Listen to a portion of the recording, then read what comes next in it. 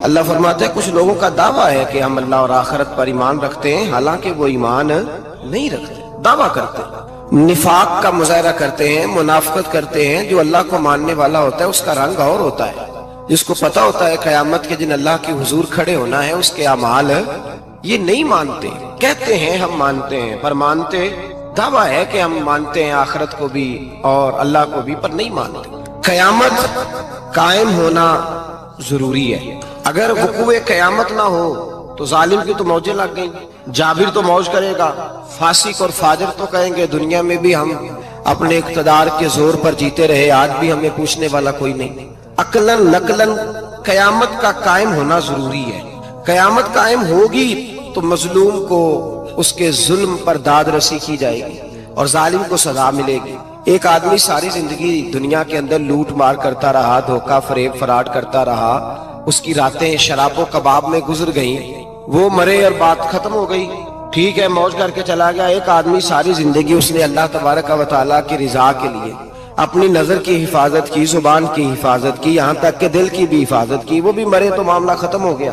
اس طرح تو پھر سرکش کا کچھ بنے گا ہی نہیں، نظام زندگی ساری اس کی سوچ ختم ہو کے رہ جائے گی اگر قیامت قائم نہیں ہوتی۔ قیامت کا قائم ہونا حق ہے، اس لیے قرآن مجید نے ایک جگہ پہ نہیں 20 جگہ پہ یہ بیان فرمایا ہے کہ قیامت ضرور قائم ہے، قیامت، اور وہ قائم ہو کر اپنے سارے لوازمات سمیت قائم ہوگی۔ میرے نبی پاک صلی اللہ علیہ وسلم نے فرمایا مظلوم کو حق ملے گا، ظالم کو سزا ملے گی۔ جابر اس دن اللہ کی بارگاہ میں رسوا کیے جائیں گے، جن پر جبر کرتے رہے انہیں اللہ کے حضور سے عطا کیا جائے گا۔ قیامت کا وقوع ہونا ضروری ہے، اور قیامت تو جب قائم ہوگی تب ہوگی۔ دنیا میں بھی ایسا ہوتا ہے، ظلم کا انجام ٹھیک نہیں ہوتا، جبر کا انجام، جھوٹ کی زندگی لمبی نہیں ہوتی، دھوکے فریب فراڈ ملمہ سازی، ان چیزوں کی عمریں اللہ نے تھوڑی رکھی ہیں۔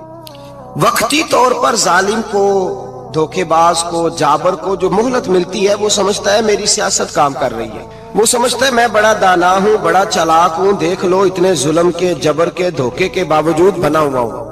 حالانکہ اللہ کی طرف سے اسے مہلت ملتی ہے اور بڑا ہی مہربان ہے۔ مہلت اس طرح دیتا ہے کہ میرے نبی پاک علیہ السلام نے فرمایا جب میرا مسلمان نیکی کرتا ہے تو اللہ فرشتوں سے فرماتا ہے 70 گنا بڑھا کے لکھ لو اس کی نیکی، 70 گنا، اور جب گناہ کرتا ہے تو اللہ فرماتا ہے ٹھہر جب ابھی لکھنا نہ، اسے ٹائم دو۔ یا اللہ کتنا؟ فرمایا 24 گھنٹے تو دو، ہو سکتا ہے توبہ کر لے، یہ اس کی مہربانی ہے۔ اب وہ جو اللہ نے مہلت دی ہے نا کہ شاید توبہ کر لے، لوگ سمجھتے ہیں میری چالاکی کی وجہ سے نظام سیٹ چل رہا ہے، میں بڑا تیز ہوں، 2 4 5 باتیں بولتا ہوں سب صحیح ہو جاتا ہے۔ لوگ اس کو اپنی دانائی سمجھ لیتے ہیں، حالانکہ وہ اللہ کی طرف سے۔ فرعون نے کئی 100 سال حکومت کی اور اس طرح اس نے ظلم کیے کہ لاکھوں اور ہزاروں بچے قتل ہی کرا دیے، 12,000 عورتوں کے پیٹ میں حمل تھا اس نے ضائع کرا دیا۔ جب حضرت موسیٰ علیہ السلام اپنی قوم کو لے کے نکلے، رستے میں دریا آ گیا، فرعون پیچھے لگا ہوا تھا، وَإِذْ فَرَقْنَا بِكُمُ الْبَحْرَ فَأَنْجَيْنَاكُمْ، اللہ فرماتے ہیں تمہارے لیے میں نے دریا کو پھاڑا اور تمہیں نجات دے دی، وَأَغْرَقْنَا آلَ فِرْعَوْنَ، اور فرعون کو غرق کر دیا، وَأَنْتُمْ تَنْظُرُونَ، تم کھڑے دیکھ رہے تھے۔ اب جب حضرت موسیٰ دریا کے کنارے پہنچے تو فرعون بھی پیچھے آیا۔ فرعون لوگوں سے کہا کرتا تھا کہ میں کہتا ہوں تو دریا چلتا ہے، میں کہتا ہوں تو ہوائیں آتی ہیں، میرے حکم کے پابند ہے سارے۔ جاگ رہے نا اب حضرات، غور فرمائیے گا بات پر۔ دعویٰ تھا اس کا کہ میں کہتا ہوں تو نظام زندگی چلتا ہے۔ اب جب دریا کے کنارے پہنچی حضرت موسیٰ علیہ السلام تو اللہ نے حکم دیا کہ آپ عصا ماریں۔ جناب موسیٰ نے عصا مارا، 12 رستے بن گئے۔ اب حضرت موسیٰ کی قوم گزر رہی تھی تو فرعون سے پوچھنے لگے کہ تو کہتا تھا میرے حکم سے چلتا ہے، تو وہ تو حضرت موسیٰ نے ڈنڈا مارا ہے تو رستہ بن گیا ہے۔ باز نہیں آتا انسان باز بنے بڑے ہیں، اس کے پاس بڑی دلیلیں ہیں، جھوٹ سچ بول کے اپنے آپ کو مطمئن کرتا ہے، آخر دم تک تبدیل ہونے کو تیار نہیں ہوتا، دلیلیں گھڑتا رہتا ہے، بناتا رہتا ہے، شور کرتا ہے جان بوجھ کے۔ بھئی تو کہتا تھا میرے چلانے سے چلتا ہے، تو باز ابھی بھی نہیں آیا، کہنے لگا میں نے ہی حکم دیا ہے کہ ذرا پھٹ جا، مجھے یہ زندہ چاہیے۔ باز رسی جل گئی، بال کہنے لگا میں نے ہی کہا ہے دریا کو کہ یہ مجھے زندہ چاہیے، میرے بھاگے ہوئے ہیں تو اس لیے پھٹا ہے، تو آؤ میرے ساتھ دریا کراس کریں۔ تو پتا تو ان کو بھی تھا نا جتنا تو رب بنا ہوا ہے، پتا تو تھا، سارے جانتے تھے۔ کہنے لگے تو پہلے کراس کر، اگر تو بچ گیا تو ہم بھی پیچھے آتے ہیں۔ اب چاروں ناچار۔ ایک روایت تو یہ ہے کہ یہ جب خدائی کا دعویٰ کرتا تھا نا، تخت پہ بیٹھا ہوتا تھا، تو ایک دن حضرت جبریل آئے اس کے پاس انسانی شکل میں، تو کہنے لگے میں بڑی دور سے آیا ہوں تو ایک مسئلہ پوچھنا تھا. کہا پوچھو. کہنے لگے ایک غلام تھا کسی بادشاہ کا, تو بادشاہ نے اسے تھوڑی دیر کے لیے ایک علاقے کی سربراہی دے دی. کتنی دیر کے لیے؟ کتنی دیر کے لیے ہمیں سربراہیاں ملتی ہیں؟ کیوں جی؟ تھوڑی دیر کے لیے ملتی ہے نا. تھوڑی دیر کے لیے سربراہی دے دی ایک غلام کو. ذرا بات کو سمجھیے. حضرت جبریل پوچھتے ہیں, کہتے ہیں سربراہی مل گئی, اب وہ مالک ہی بن کے بیٹھ گیا ہے, وہ بات ہی نہیں سنتا. اس کو تھوڑی دیر کے لیے بنایا تھا, وہ تو خدائی کا دعویٰ کرنے لگا ہے. آپ بتائیں اس کا انجام کیا ہونا چاہیے؟ یہ مسئلہ پوچھنے آیا ہوں. تو فرعون کہنے لگا اس کا انجام یہ ہے کہ اسے پانی میں گوتے دے دے کے مار دے. انجام کیا ہے؟ بولیے بولیے, کیا انجام ہے؟ کیا انجام ہے جی؟ پانی میں. اللہ اکبر, اپنی سزا تجویز کر رہا ہے. اس کی سزا کہ اسے پانی میں گوتے دے دے کے مارو ظالم کو. اسے تھوڑی دیر کے لیے بنایا تھا اور وہ چھائی گیا ہے, قبضہ ہی کر گیا ہے. حضرت جبریل کہنے لگے جی آپ لکھ کے دے دیں گے؟ کہنے لگا لاؤ لکھ دیتے ہیں. لکھوا لیا. جناب جبریل رکا لے کے تشریف لے گئے. اب جب فرعون دریا میں آیا نا تو اللہ نے حکم دیا مل جا. جب دریا ملا چیخنے لگا تو حضرت جبریل آئے, کہنے لگے تیرا ہی فتویٰ ہے, یہ تیری سزا ہی ہے نا. ہم بھی بڑی سزائیں تجویز کرتے ہیں. یہ جھوٹا ہے جی, اس کا تو فلانا علاج ہونا چاہیے, تو اگر تو جھوٹ بولے تو یہ فلانا بڑا جاور ہے جی, اس کے ساتھ اس طرح ہونا چاہیے, تو اگر تو یہ کام کرے تو جو سزا تو لوگوں کے لیے تجویز کر رہا ہے تو اپنے بارے میں بھی سوچ. اب جب گوتے آئے نا, آخری وقت دیکھا وہ فرعون جو کہتا تھا میری مرضی سے دریا چلتا ہے. علامہ ساوی نے تفسیر ساوی میں لکھا ہے تڑپ کے رونے لگا. جب یہ مزاج ہے, ایک دفعہ اوپر آتا ہے آدمی جب دریا میں جاتا ہے, اوپر آیا تو چیخنے او میرے حواریو خدا کا واسطہ مجھے بچاؤ. کہنے لگے تو کہتا تھا میری مرضی سے چلتا ہے. بے بسی ہے, تڑپتا ہے, روتا ہے. وارث شاہ مان کری نہ وارثہ دا, رب بے وارثہ کر کے مار دائی.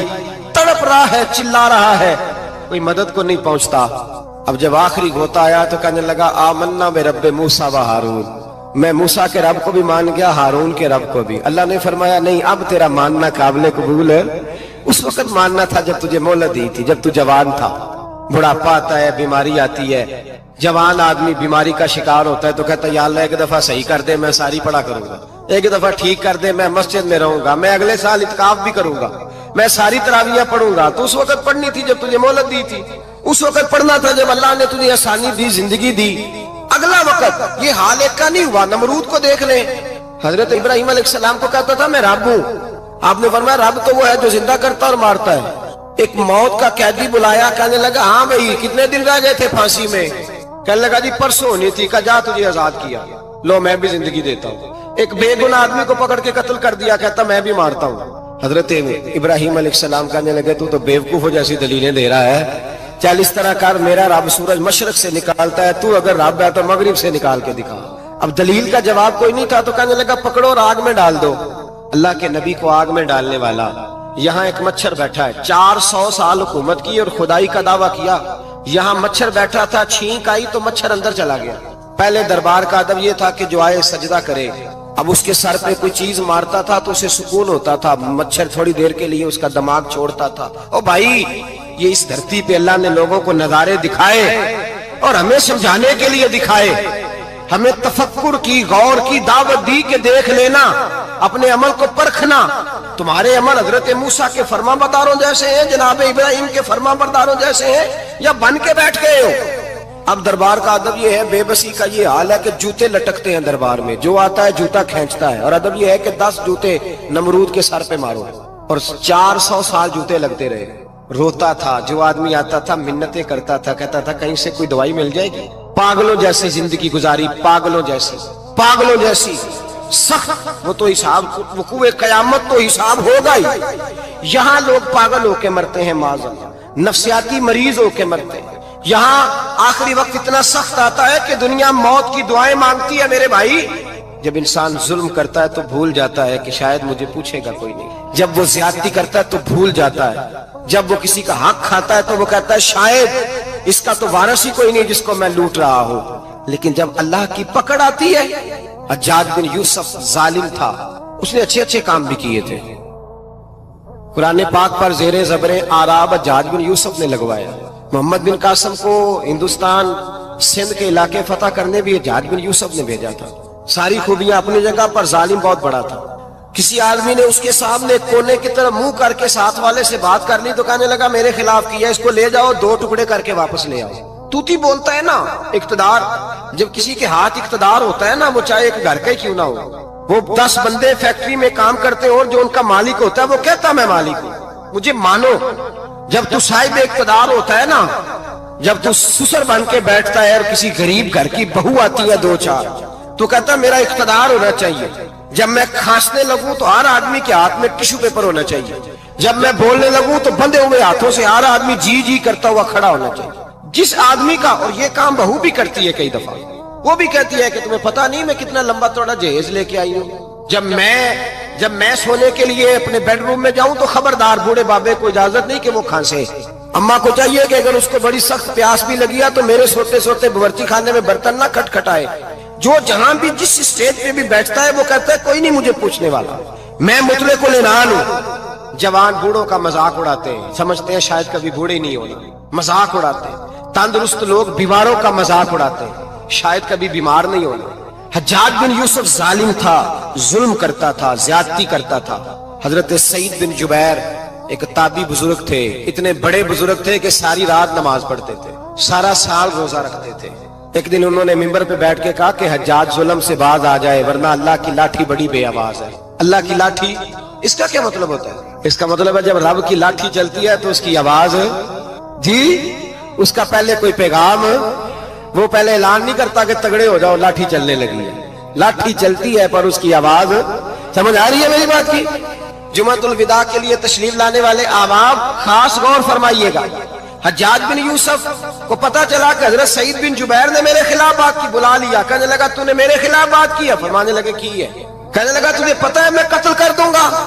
آپ فرمانے لگے نہ تو زندگی کا مالک ہے نہ موت کا مالک ہے، تو کیسے قتل کر؟ کہنے لگا تجھے پتا ہے میرا؟ فرمایا میں نے تجھے نہیں، میں نے تو کئی شداد، کئی حماد، کئی قارون، کئی فرعون، کئی نمرود دیکھے، کئیوں کی داستانیں سنی، تو کون ہے؟ تو چھوٹا سا ہے۔ ایک جملہ ہے ملا جلال الدین رومی کا، بڑے درویش تھے، ایک بات کہہ گئے، کہنے لگے نمرود جتنے پیسے نہیں، فرعون جتنی حکومت نہیں، قارون جتنی دولت نہیں، ورنہ فرمانے لگے میرے زمانے میں بھی کئی لوگوں کا خدا بننے کو دل کرتا ہے، کئی لوگوں کا دل کرتا ہے، لیکن نمرود جتنے پیسے، فرعون جتنی طاقت اور قارون جتنی دولت نہیں، ورنہ ہو سکتا ہے لوگ دعویٰ کر جائیں معاذ اللہ ثم معاذ اللہ۔ یہ آج سے کئی 100 سال پہلے وہ کہہ رہے ہیں، آج تو حالات بڑے ابتر ہیں، اس کی نسبت خطرناک۔ فرمانے لگے حضرت سعید بن جبیر تو زندگی موت کا مالک نہیں، کہنے لگا پکڑو، قتل کرو اسے، لے جاؤ۔ جب پکڑ کر کھینچ کر لے جا رہے تھے نا تو حضرت سعید بن جبیر مسکرانے لگے۔ ظالم کے سامنے مسکرائے تو اس کو بڑا غصہ آیا، یہ میرا مذاق اڑاتا ہے؟ بلا لیا، ادھر آؤ، کیوں مسکرا رہے ہو، کیا ہوا؟ تو حضرت سعید بن جبیر کہنے لگے میں مسکرا رہا ہوں تیری بیوقوفی پر اور اپنے اللہ کی دی ہوئی ڈھیل پر، میں مسکرا رہا ہوں کہ یا اللہ کیا بات ہے، کیا تیرا شان ہے، کیسے لوگوں کو ڈھیل دی ہوئی ہے، میں مسکرا رہا ہوں تیری بیوقوفی پر کہ تو سمجھتا ہے شاید مجھے پوچھنے والا کوئی نہیں۔ کہنے لگا اس کو باہر نہ لے جاؤ، میرے سامنے قتل کرو۔ ٹھیک ہے جی، قتل کرنے لگے تو حضرت سعید بن جبیر نے منہ کعبے کی جانب کر لیا، انی وجہت وجہی للذی فطر السماوات والارض حنیفا وما انا من المشرکین۔ جب آپ نے یہ آیتیں پڑھی نا کہ میں نے منہ کر لیا ہے اپنے رب کی جانب، کرو مجھے قتل، کہنے لگا نہیں نہیں، اس کا منہ پھیرو، کعبے کی طرف ہو کے قتل نہ ہو، ہے ظالم پر پاگل ہو گیا ہے۔ حضرت سعید بن جبیر کے حوصلے نے شکست دے دی، ناکام ہو گیا، مخبوط الحواس ہو، کہنے لگا اس کا منہ پھیر دو۔ جب کعبے سے پھیرا تو آپ فرمانے لگے للہ المشرق والمغرب فانما تولى فثم وجه اللہ۔ اللہ فرماتا ہے تو مشرق اور مغرب سارا ہی اللہ کا ہے، جدھر بھی منہ کرو گے ادھر اللہ ہی اللہ ہے، جدھر بھی منہ کرو گے ادھر اللہ ہی اللہ ہے، چاروں جانب پھیر دے، جدھر منہ پھیرنا ہے تو نے پھیر دیا منہ۔ حضرت سعید بن جبیر کے گلے پہ خنجر رکھا تو آپ نے ہاتھ اٹھائے، کہنے لگے اے اللہ میرے بعد اسے کسی اور پر مسلط نہ کرنا، میرے بعد کسی اور پر مسلط نہ، بس میں آخری ہوں۔ جب آپ ذبح ہوئے تو اتنا خون نکلا کہ لوگ کہتے ہیں جتنا اونٹ کے وجود سے نکلتا، تر ہو گیا سارا اس کا دربار۔ ایک سمجھدار آدمی کو بلا کے کہنے لگا اتنا خون میں نے بڑے بندے قتل کرائے ہیں پر اتنا خون نہیں نکلا۔ تو وہ کہنے لگے لوگ مر جاتے، مرتے وقت ڈر جاتے ہیں، سہم جاتے ہیں، خون سکڑ جاتا ہے، لگتا ہے یہ شخص جب دنیا سے گیا ہے تو ڈٹ کے گیا ہے، یہ ڈٹ کے گیا ہے دنیا سے۔ حجاج بن یوسف رات کو سویا، तो तड़प के उठा। क्या हुआ? घर वाले कहने लगे क्या हुआ? कहने लगे सईद बिन जुबैर ख्वाब में आए और कहते हैं उठ मुझे बता तूने मुझे क्यों कत्ल किया, बता बता क्यों मारा। अगली रात फिर सोया तो वही ख्वाब, फिर सोया तो वही। गुनाह नफ्सियाती मरीज बना देता है, जुल्म तुझे मकबूतुल हवास कर देता है। जब तू ज्यादती करता है तो अल्लाह फरमाते हैं कि तू अल्लाह को भूलता है, अल्लाह तुझे अपना आप भुला देता है। फिर तू भूल जाता है, फिर तू सीधे रास्ते पे चलता है पर भटक जाता है, फिर तू सही रास्तों का तायुन करके भी गुमराह होता है, फिर तू रोज वही गाड़ी चलाता है पर अब जब तू ब्रेक लगाता है तो नहीं लगती। जब गुनाहों के साथ तू मकबूतुल हवास होता है, तू रोज वो कारोबार करता है, लेकिन जब तेरे गुनाह तुझे घेर लेते हैं फिर उसी कारोबार में तू नुकसान उठाता है। हज्जाज बिन यूसुफ तड़पता है, रोता है, यहां तक कि बीमार हो गया। पेट में दर्द होती है, पता नहीं क्या हुआ, तकलीफ होती है, पता नहीं। सारे हकीम तबीब डॉक्टर कोई ना समझ सका कि बीमारी क्या है। जो बीमारियां खुदाई होती हैं उनका लोगों को पता, जो आजमाइशें रब की जानिब से होती हैं वो डॉक्टरों के हत्थे नहीं चढ़ती। जो तकलीफें अल्लाह देता है उनका हकीम तबीब इलाज नहीं कर पाते, मुश्किल। और शिफा उसी वक्त होती है जब अल्लाह देना चाहे, और जब रब भी देना ना चाहे तो बड़े बड़े डॉक्टर कहते हैं कि हमारे बस की बात नहीं रही। बगदाद से हकीम आए, पेट देखा, कहने लगे ना तेरे मैदे में कोई दिक्कत है, ना तेरे जिगर में, ना किसी और जगह, माजरा क्या है? एक आखिरी इलाज है, आखिरी। वो क्या? गोश्त का छोटा सा टुकड़ा धागे के साथ बांध के मुंह में डाला और फिर एक बारीक सा तिनका लेके उसको अंदर डालने लगे गले में। वो गोश्त का टुकड़ा जब हलक के अंदर उतर गया, उस हकीम ने वापस खींचा तो कैसे ऐसी बदबू आई जैसी कभी सूंघी न थी। जानवर कीड़े मकोड़े लगे हुए बाहर निकले और जब देखा तो जितने महल में लोग बैठे थे चिल्लाते हुए निकल गए कि ये क्या मुसीबतें हैं। हकीम भी उठ के दौड़ने लगा।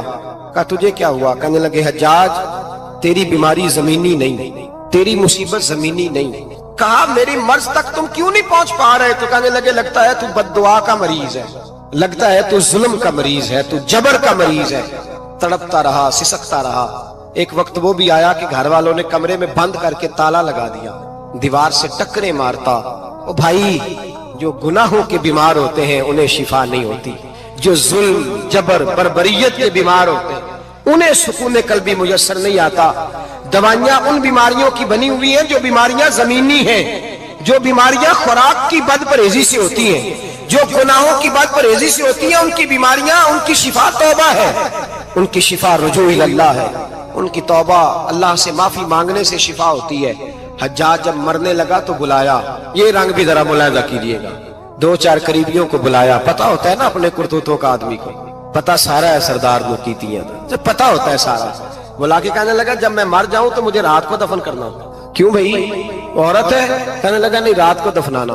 ठीक है, रात को दफना देंगे। फिर कहने लगा जब सुबह हो जाए तो सुबह होने से पहले पहले मेरी कब्र जमीन के बराबर कर देना, निशान मिटा देना। का वजह तू कलमा पढ़ता है, हुजूर का हुक्म है कि कब्र कम से कम एक बालिश, एक गेट ऊंची होनी चाहिए जमीन से कम से कम, तो तू तेरी कब्र मिटा दे। वजह पता होता है अपने जुल्मों का। कहने लगा मुझे पता है लोग मेरे मरने के बाद मेरी कब्र भी नहीं छोड़ेंगे। दुनिया में तो मेरे जबर की वजह से कोई आ ना सका, लेकिन मेरी कब्र भी लोग जनाजों में बातें शुरू कर देते। जनाजों में मैंने ऐसी भी दास्तानें सुनी है कि कोई मरा तो लोग जूतों का हार कब्र पे डाला है।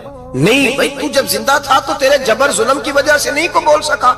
एक तो है कयामत में हिसाब होगा, यहाँ दुनिया में हिसाब होने लगता है। इतनी लंबी जुबानें लोगों की लटक कर मरते वक्त बाहर निकल आती हैं। दुआ करें, जुमा है, अल्लाह ताला ईमान की मौत अता फरमाए। दुआ फरमाए रब ताला, अल्लाह तबारक व तआला तौबा करके जाने की तौफीक अता फरमाए। जागे जागे और सुने और दुआ करे, ए अल्लाह तू हमें जुल्म से वैसे ही महफूज फरमा। अगर हम ज्यादती करने लगे तो ए अल्लाह हमें उससे मना फरमा, हमें उससे तू ये तौफीक दे कि हम बाहर आ जाए उस गुनाह से। मेरे भाई, एक तो दुनिया में सजा है, फिर कयामत की सजा है, और वो ज्यादा सख्त है, वो ज्यादा सख्त है। हम लोगों ने ना हीले बहाने बड़े बनाए हुए हैं। बैंक के साथ कारोबार करने वाला कहता है नहीं नहीं मजबूरन लिया है, मजबूरन। मर रहा था तू, आखिरी लबों पे था तो जायज है, जायज है। उस वक्त जब तुझे खाने को लुकमा न लगे तो हराम खाना भी जायज है। क्या दिक्कत थी? क्यों अल्लाह रसूल के मुकाबले में खड़ा हुआ तू? क्यों सूद का धंधा किया? क्या तकलीफ थी? क्या कहां तू उलझ गया था? ہم جان بوجھ کے اپنے لیے جہنم کٹھی کرتے ہیں، پھر کہتے ہیں سکون نہیں زندگی میں. کہاں سکون آئے گا؟ کیسے آئے گا؟ ہم نے خود آگ لگائی ہے چمن میں اپنے. جو قیامت کی سزا ہے، میرے نبی پاک علیہ السلام نے فرمایا رب تمہیں سامنے کھڑا کرے گا. اور کس طرح کھڑا کرے گا؟ فرمایا لوگوں کے وجود سے کپڑے اتر جائیں گے، زمین اس طرح دہکے گی جس طرح تانبا زمین پہ رکھا جائے اور آگ جلائی جائے. تانبا دیکھا آپ لوگوں نے؟ یہ بھی گرمی گزری ہے نا، تو فرش پر جب سورج پڑتا تھا تو ننگے پاؤں چلا نہیں جاتا تھا. صحیح کہہ رہا ہوں؟ ننگے پاؤں، بچے کا پیر زمین پہ لگتا تو چیخ اٹھتے ہیں، کہتے ہیں وہ جل گیا پیر. حالانکہ یہ فرش دنیا کے. اور اگر تانبے کے اندر خاصیت ہے کہ اگر کوئی دھات جلدی اور زیادہ گرم ہوتی ہے تو وہ تانبا ہے. میرے نبی نے مثال دی تو اس کی دی جو سخت تھا، فرمایا تانبے کی طرح زمین تپائی جائے گی اور پھر ننگے پاؤں رب تمہیں کھڑا کرے گا. آج سورج کی پشت تمہاری جانب ہے، قیامت میں منہ تمہاری جانب ہوگا. نیزہ آپ نے دیکھا ہوگا، نیزہ ہوتا تھا. فرمایا یہ جو تم نیزے دیکھتے ہو صرف 1.25 نیزے کے برابر سورج قریب آ جائے گا اور پھر اللہ تمہیں سامنے کھڑا کر کے تم سے سوال جواب کرے گا. اور حضور نے کہہ دیا ہے تو اب کسی نعت خواں کے کہنے سے بات بدل سکتی، کسی پیر کے کہنے سے جملہ بدل سکتا، کسی خطیب کے کہنے سے فکر نہ کرنا وہ سامنے جنت پڑی ہے. اب بات بدل سکتی. خدا کی رحمت پر بھروسہ رکھنا ضروری ہے، نبی پاک کی شفاعت کی امید رکھنا. بولیے.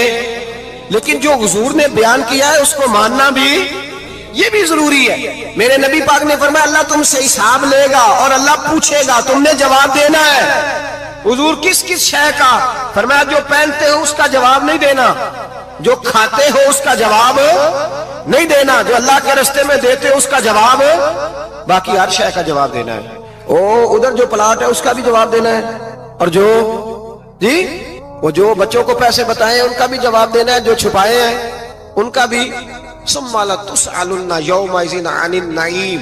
جو کمیٹی اپنے محلے میں ڈالی ہے اس کا بھی جواب دینا ہے، جو سسرال کے علاقے میں ابا جی سے چوری ڈالی ہوئی ہے اس کا جواب بھی، سب کا جواب دینا ہے. تمام حساب کتاب. اور اللہ فرماتے ہیں میں سامنے کھڑا کر کے ہر سوال کا تجھے جواب، تجھے ہر سوال کا جواب. اچھا یہ جو بڑے لوگ تھے وہ حساب سے ڈرتے تھے، ہم چھوٹے لوگ ہیں ہم حساب سے ہم نہیں ڈرتے، ہم کہتے ہیں دیکھی جائے گی. بڑے لوگ جو تھے وہ حساب سے. حضرت ابو بکر صدیق دعا کرایا کرتے تھے، دعا کرو اللہ مجھ سے حساب نہ پوچھے. حضرت عمر فاروق رضی اللہ تعالیٰ عنہ اپنے بیٹے سے کہتے تھے بیٹا اپنے باپ کے لیے رحمت کی دعا کرنا، میں درگزر والا ہوں، میں حساب والا کوئی نہیں. بڑے لوگ ڈرتے تھے. بڑے لوگ حضرت عثمان غنی قبر پہ کھڑے ہوتے تھے تو داڑھی آنسوؤں سے بھیگ جاتی. غلام کہتے ہیں حضور 3 دفعہ نبی پاک نے آپ کو جنت کی بشارت دی، 3 دفعہ بشارت دی ہے تو آپ کیوں اتنا روتے ہیں؟ عثمان غنی فرماتے جس رسول نے مجھے جنتی کہا ہے اسی محبوب نے مجھے فرمایا تھا عثمان قبر آخرت کی منزلوں میں سے پہلی منزل ہے. اور آپ فرماتے میرے تو کمرے میں دیا گل ہو جائے تو مجھے ڈر لگتا ہے، اس میں تو مکمل اندھیرا ہے. آپ فرماتے کھڑکیاں بند ہو تو دم گھٹنے لگتا ہے، اس کو تو دروازہ ہی کوئی نہیں، روشن دان تک نہیں. بھائی جو بڑے تھے وہ ڈر رہے تھے. مولا علی شیر خدا نماز کا وضو کر کے کانپتے تھے، کانپتے.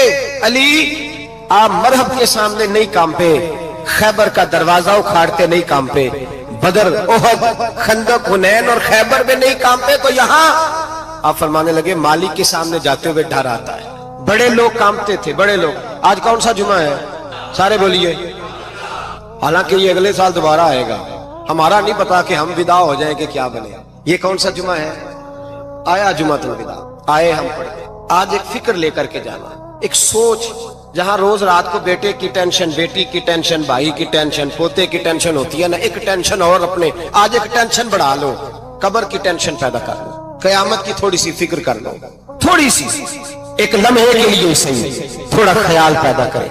حضرت حسن بصری نام سنا ہوا ہے نا، یہ حضرت علی کے شاگرد ہیں. نبی پاک کے گھر میں آ جاتے تھے کئی دفعہ، بچے تھے جب. حضرت حسن بصری تابعی ہیں. فرماتے خانہ کعبہ میں عمرہ کرنے گیا، طواف کعبہ کر رہا تھا تو بڑا عجیب منظر ہوا، رات کی تنہائی ہوئی. اس وقت کئی دفعہ طواف بند بھی ہوتا تھا، اس لیے کہ رش کم ہوتا تھا تو رات کو سب سو جاتے.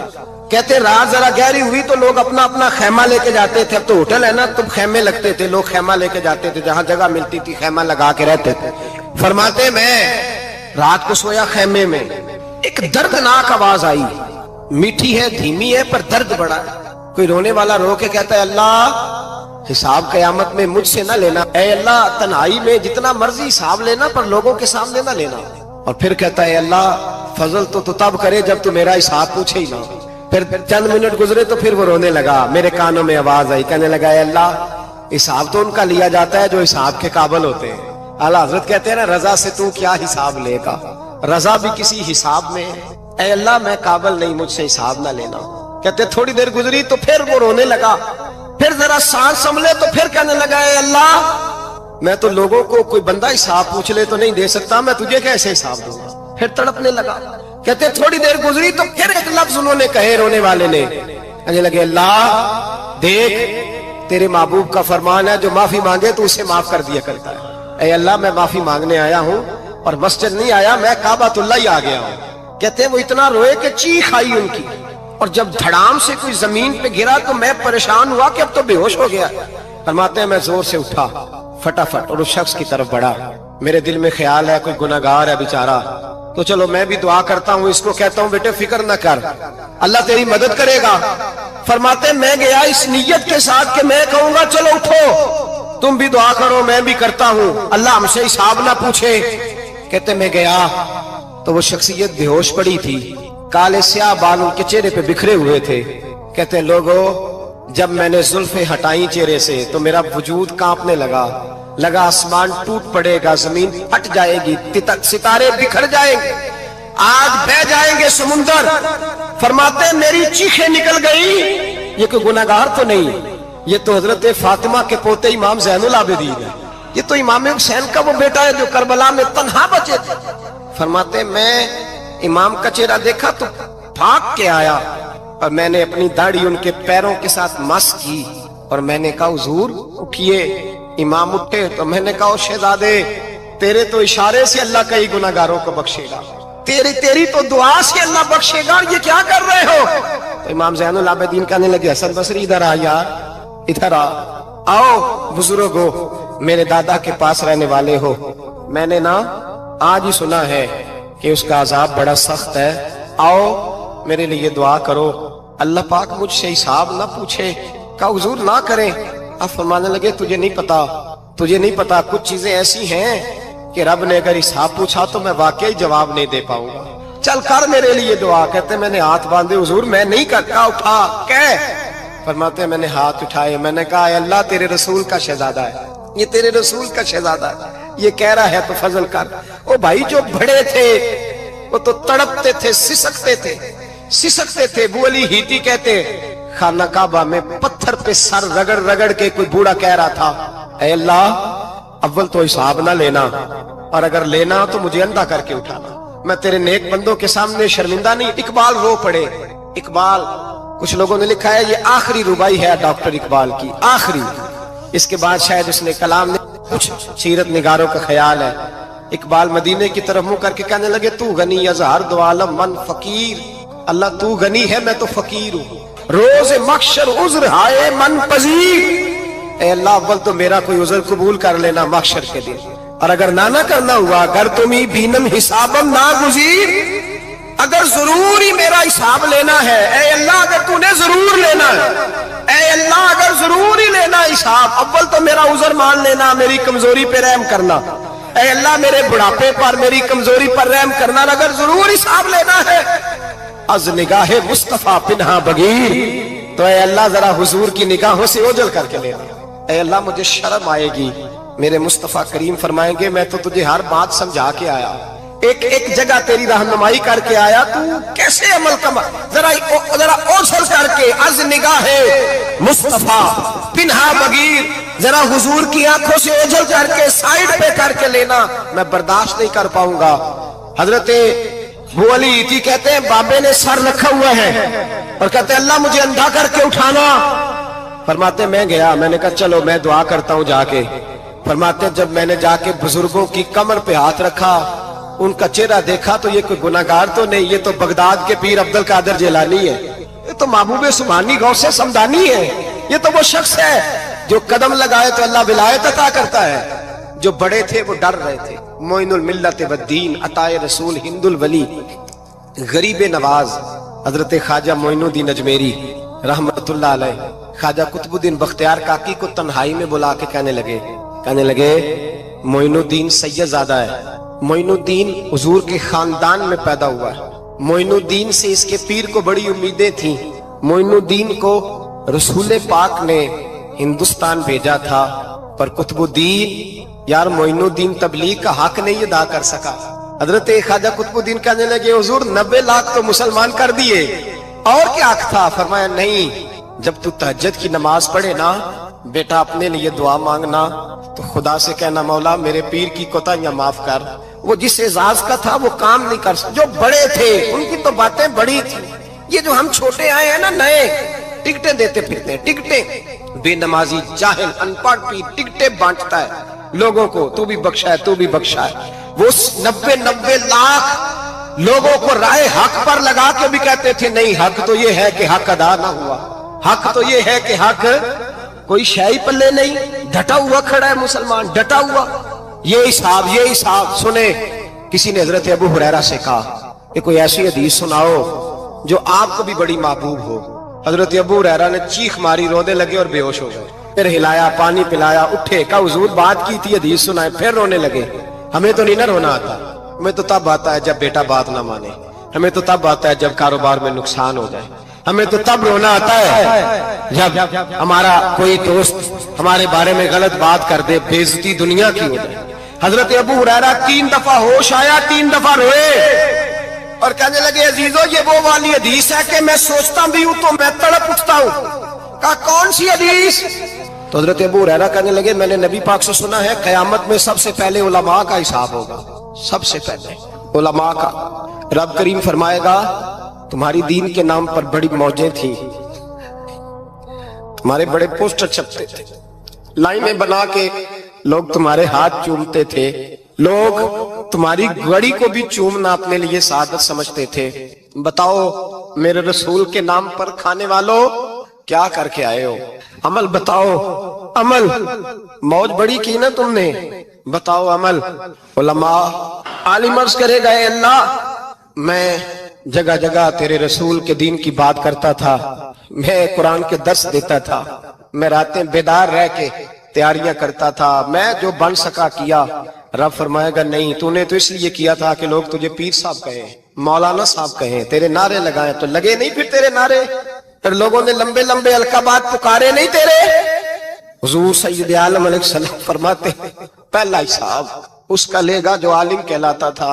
रब पूछेगा तुझे ताकत दी, हिम्मत दी, बोलने की सलाहियत दी, अपने फजल से दी, बता क्या कमा के आया है।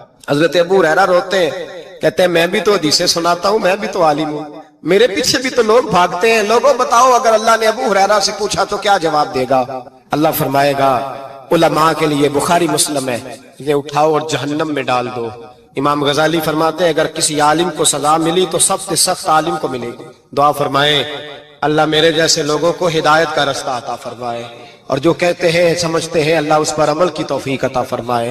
फरमाया हजरत अबू हुरैरा ने दूसरे नंबर पर सखी अल्लाह की बारगाह में खड़ा किया जाए, मालदार। रब फरमाएगा बोल कुछ ऐसे भी थे जिनके पास शाम की रोटी नहीं थी, तुझे मैंने तेरी तिजोरी भर के तुझे दौलत अता की, तुझे विरासत में मैंने मुरब्बे दिए, जायदादें दी। बता वो कुछ वो थे सवेरे मजदूरी करने जाते थे, कमा के लाते थे, हजारों रुपया तेरी बैंक में पड़ा था, बता क्या किया तूने? ऐ अल्लाह मैंने मस्जिद में दिए, मदरसे में दिए, 30 दिन इफ्तारियां पकाता रहा। अल्लाह फरमाएगा तू झूठ बोलता है, तू सारा कुछ इसलिए करता था कि लोग तुझे सखी कहे।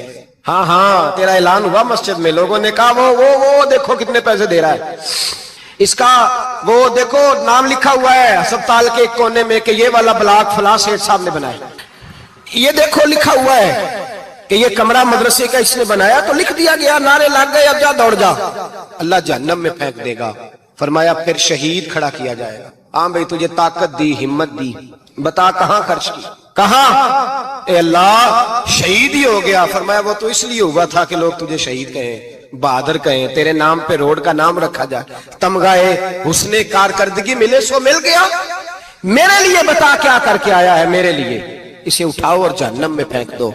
भाइयों अजाब कड़ा है, अजाब सख्त है, हिसाब सख्त है, और जो हिसाब लेने वाला है उसको। मैं ना तरावी हो रही थी तो कारी साहब ने एक सूरह यासीन शुरू की, वमताजुल यौमा अय्युहल मुजरिम। अल्लाह फरमाता है क़यामत में मैं कहूंगा मुजरिम जो है ना वो सफों से बाहर आ जाए, सफों से बाहर आ जाए। एक हमारे फिजिक्स के टीचर होते थे तो बड़ी सख्त छड़ी मारते थे, तो जब वो कद भी बड़ा था, जलाल भी बड़ा था और उसूल बड़े अच्छे इंसान थे लेकिन सख्त थे, तो मुझे याद आता था कि जब वो सवेरे आके कहते जिसने काम नहीं लिखा वो बाहर निकल आए। दो किस्म की चोट लगती थी। एक तो ख्याल ये आता था कि शर्मिंदगी बड़ी होगी कि सारे स्टूडेंट बैठे हैं और 2 3 4 उनको कहा वहां मुर्गे बन जाओ, बड़ी शर्म आती थी। और फिर जब वो मारते थे तो इतना सख्त मारते थे कि कई दिन तकलीफ रहती थी, बताया नहीं जाता था। वो स्टूडेंट बताते थे कि यार इससे बचो किसी भी तरीके, और किसी का काम रह भी जाता था, कहते थे इस पीरियड की ड्यूटी सबक याद करके आना है। सख्त टीचर के बारे में तेरा मेरा ये रवैया है। तो याद आ रहा था जब वो कह रहे थे ना वम ताजुल यौम अय्युहल मुजरिमून, तो मैं सफ में खड़ा था तो 2 कतरे मेरे बह गए आंसू के। मुझे साथ बच्चा कहने लगा तबीयत ठीक है। मैंने कहा तबीयत तो ठीक है, कुछ याद आ गया है कि मैदान महशर में यहाँ तो छुपे हुए है ना ऐब, छुपे हुए। और भाई रब बड़ा करीम है, ऐबों के बावजूद नवाजता है। मेरा दावा यह है अगर हमारे ऐब खुल जाएं, लोग हमें धरती पे जीने ना दें, लोग जीने ना दें, निकाल दें, अपने भी हमें बर्दाश्त ना करें, ये तो उसका करम है।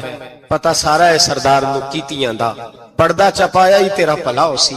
वम ताजुल यौम अय्युहल मुजरिमून। अल्लाह फरमाएगा मुजरिम बाहर आ जाए। या अल्लाह क्या होगा जब सवाल जवाब होंगे तो रब फरमाते हैं तेरी जुबान पे मोहर लगा के बंद कर दूंगा, तेरे हाथ बोलेंगे, पैर बोलेंगे, सर बोलेगा, पेट बोलेगा। उस वक्त की फिक्र पैदा करें, टेंशन पैदा करें। वकूए कयामत हक है। और बांध के ना लोग पैर बांध के जोर के साथ बांधते। सगा बेटा जब कब्र में दफन करता है ना तो वो भी कहता है वो कोना, ये कोना थोड़ा सा मिट्टी कम है, यहाँ भी मिट्टी डालो। पहले लोग रोजाना जाते हैं, फिर हफ्ते के बाद, फिर महीनों बीत जाते हैं। कुछ कब्रें ऐसी भी हैं जिन पे खड़े हों तो लगता है कब्रें रो रही हैं और कहती हैं जाओ मेरे घर वालों से जाके कहो कोई फेरा ही लगा जाए। तो एक दफा आए तो सही, कोई मट्टी नहीं डालता। बादशाहों की कब्रें रोती हैं, सरमायादारों की कब्रें रोती हैं, कोई जाता नहीं। इतने इतने मोटे सुराख है कब्रों में, आप अपने शहर के कब्रिस्तान फिर के देख ले, सुराख है। ओ भाई हजरत मौला अली शेर खुदा कब्रिस्तान गए तो पहले रोने लगे, फिर कहने लगे कब्रों वालों क्या हाल है तुम्हारा। तो आप फरमाते हैं मुर्दा मुझे अंदर से बोल के कहने लगा अली कफन फट गया, हड्डियां टूट गई, माल तो दे आए थे वारसों को पर हिसाब हमें देना पड़ रहा है, तू बता पीछे क्या हालात है। तो हजरत अली कहने लगे तुम्हारी बीवियों ने और निकाह कर लिए, तुम्हारे दोस्तों ने नए दोस्त बना लिए, तुम्हारी औलादों ने तुम्हारे बगैर जीना सीख लिया, तुम्हारी जायदादें बट गईं, तुम्हारा पैसा तकसीम हो गया। पहले तो कोई तुम्हारा नाम लेता था, अब तो तुम्हारा जिक्र खत्म हो गया। अब तो 1-2 नस्ल तक तुम्हारा जिक्र था, अब तो तुम्हें याद ही कोई नहीं करता। कहते हैं लोग यहाँ कोई रहा करता था, यहाँ कोई हुआ करता था, अब तो तुम किस्सा पारीना, किस्सा माजी हो गए। हिसाब का वक्त करीब है, करीब आ गया वक्त। अल्लाह फरमाते इक़्तरब लिन्नासि हिसाबुहुम वहुम फी गफलतिन मुरिदून। फरमाया हिसाब का वक्त करीब आ गया है तो अभी भी गाफिल है। जुमा